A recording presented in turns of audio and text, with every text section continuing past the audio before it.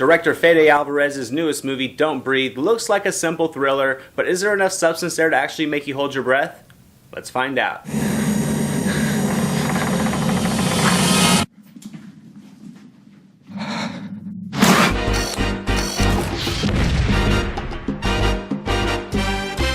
Don't Breathe stars Jane Levy, Stephen Lang, Dylan Minnette, and Daniel Zovatto, and basically follows this trio of young adults. They break into houses. They're simple burglars. That's how they make their money.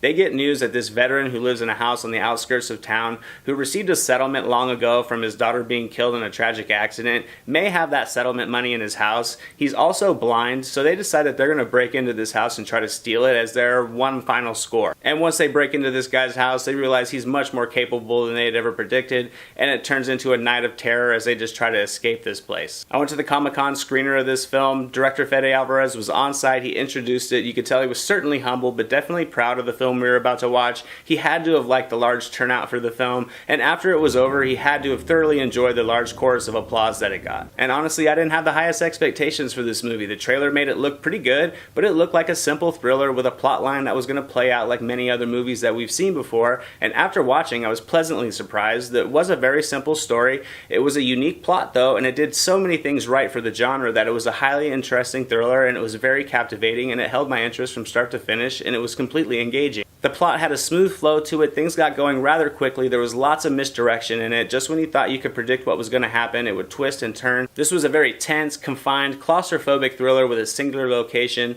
and it all worked extremely effective for what the script needed. This guy's house turned into a hell for these burglars, and with really no protagonist in this script, you can kind of relate to all the characters for different reasons, and you don't really have a rooting interest, which was kind of interesting for a film like this. And the cast was good all around. The acting performances were much better than they usually are for films in this genre, and Stephen Lang absolutely stole the show. I've seen him in so many smaller performances over his career, but in this film he was able to take the lead role. He carried the film on his shoulders. He created a very ominous, creepy guy, but with just enough backdrop to his story, you can kind of relate to some of his motivations and kind of understand some of his loss of sanity, and it all worked extremely well. Jane Levy was pretty good too. She didn't do nothing extremely substantial, but she really gave this role what it needed. She pulled off that range of emotion, and the performances of Zovatto and Minnette were also serviceable for what this script called on them for. But when the success of this film, in my opinion, hinged completely on Stephen Lang's performance, he knocked it out of the park, and he's one of the main reasons why this film is so good. And this movie did a great job of visual storytelling. It didn't always rely on dialogue. It created many tense, very suspenseful moments, and the layout and interior of this dark, creepy house really was a great location for the plot. And this film ramped up the tension when it needed to. Alvarez's direction was solid. He used great work of lighting, angles,